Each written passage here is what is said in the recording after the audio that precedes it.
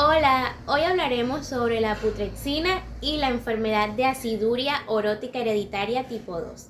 Acompáñanos. ¿Qué es la putrexina? Es una tetramina alifática que contiene dos grupos aminos y se caracteriza por ser volátil, básica y soluble en agua.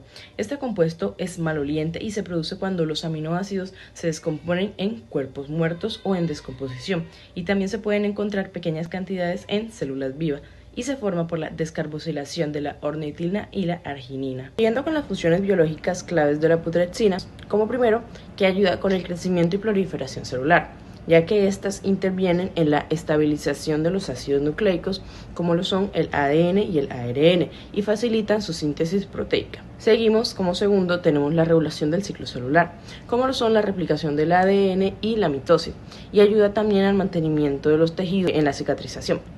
Tenemos también de tercero la respuesta ante el estrés, ya que ayuda a la célula a mantenerse en condiciones de estrés oxidativo, protegiendo las membranas celulares y el ADN de daños ambientales o de otros factores que pudieran afectar. Como importancia clínica tenemos un desequilibrio en los niveles de la putrexina y otras poliaminas puede estar relacionado con diversas enfermedades, incluyendo ciertos tipos de cáncer, donde la actividad de la ornitina descarboxilasa está desregulada, lo que nos genera una producción excesiva de las poliaminas que a su vez favorecen el crecimiento tumoral.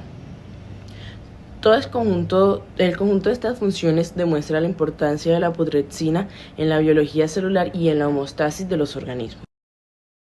Ahora yo les voy a hablar acerca de la biosíntesis de la putrexina mostrando sus rutas metabólicas. Esta diamina es también sintetizada por células de organismos vivos en pequeñas cantidades. Dicha síntesis tiene lugar por dos rutas metabólicas distintas, siendo la arginina el precursor en ambos casos. Como vemos en la imagen, en la primera ruta, la arginina se transforma en admatina por medio de una reacción catalizada por la enzima arginina descarboxilasa. Luego, la admatina es convertida por la admatina iminohidroxilasa en carbamoil-putrescina, compuesto que finalmente da lugar a la putrescina.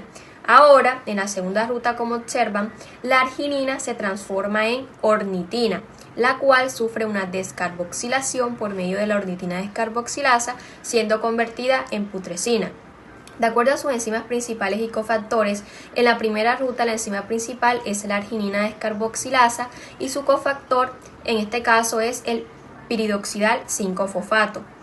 Y la enzima de la segunda ruta es la ornitina descarboxilasa y ella no necesita de ningún cofactor, ya que trabaja de manera independiente para realizar su función.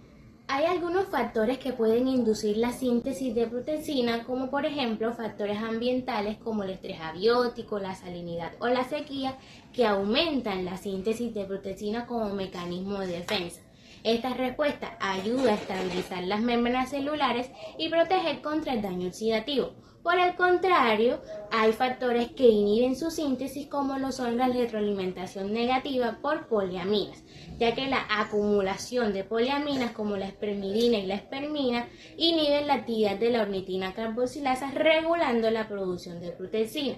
Este mecanismo de retroalimentación asegura que no se produzcan niveles tóxicos de estas moléculas. Por otro lado, en cuanto a su relevancia médica y aplicaciones, la putrexina se utiliza como un inhibidor de la transglutaminasa para el tratamiento de tejidos de pacientes que de pronto se recuperan de una operación quirúrgica o que han sufrido de pronto quemaduras graves. Se puede también emplear para tratar irritaciones e inflamaciones cutáneas, así como en composiciones cosméticas que combaten los efectos del envejecimiento. ¿Qué es la aciduria orótica? Es un trastorno autosómico recesivo poco frecuente que se asocia con algún grado de retraso físico y mental. Estas características responden a una terapia de reemplazo de pirimidina adecuada y la mayoría de los casos parecen tener un buen pronóstico.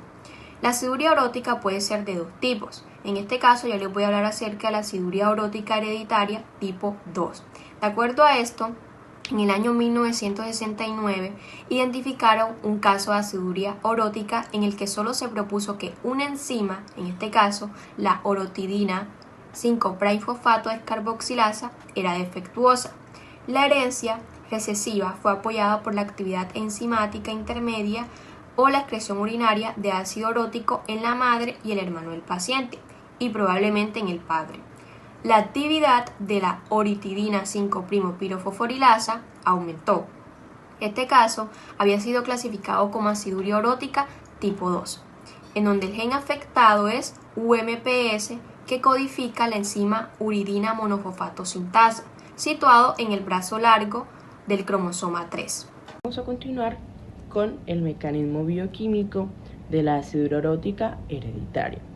Vamos a empezar cuando el carbomailfosfato pasa a convertirse en orotato mediante la carbomailfosfato sintetasa.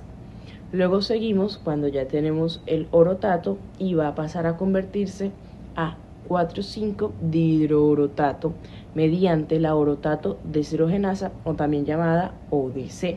Y aquí es donde ocurre una deficiencia del ODC. Seguimos con cuando el 4,5-dihidroorotato va a pasar a orotidilato mediante la orotato fosforribilotransferasa, hoy también llamada OPRT, y aquí también ocurre otra deficiencia en la OPRT. Seguimos cuando el orotidilato va a pasar a la UMP, oridina monofosfato, mediante la UMP sintetasa. La deficiencia que se produce en estas enzimas, como lo mencioné anteriormente, como lo son la ODC, que esta impide la conversión de orotato a 4,5-dihidroorotato, y también la OPRT, que esta impide la conversión de 4,5-dihidroorotato a orotidilato. Estas deficiencias causan un grave daño, ya que provocan una disminución de la síntesis de la pirimidina y obviamente, por último, desarrolla la acidura orótica hereditaria tipo 2.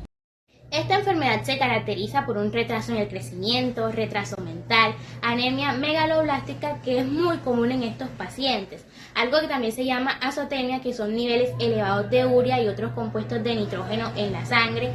También exceso en excreción urinaria de ácido orótico, produciendo cristaluria en el tracto urinario y sobre todo en la orina una vez es excretada. Y esto por consiguiente lo que causa son obstrucciones a nivel de la uretra y también de los uretres. Ahora bien, por otro lado, aunque la incidencia de la aciduria orótica es muy rara, el conocimiento de pronto de estas bases metabólicas de la misma ha de pronto permitido un tratamiento que sea eficaz. Ahora bien, a los pacientes se les suministra udina, que lo que produce no solo es la reversión del problema hematológico, sino que también va a disminuir la formación de ácido orótico.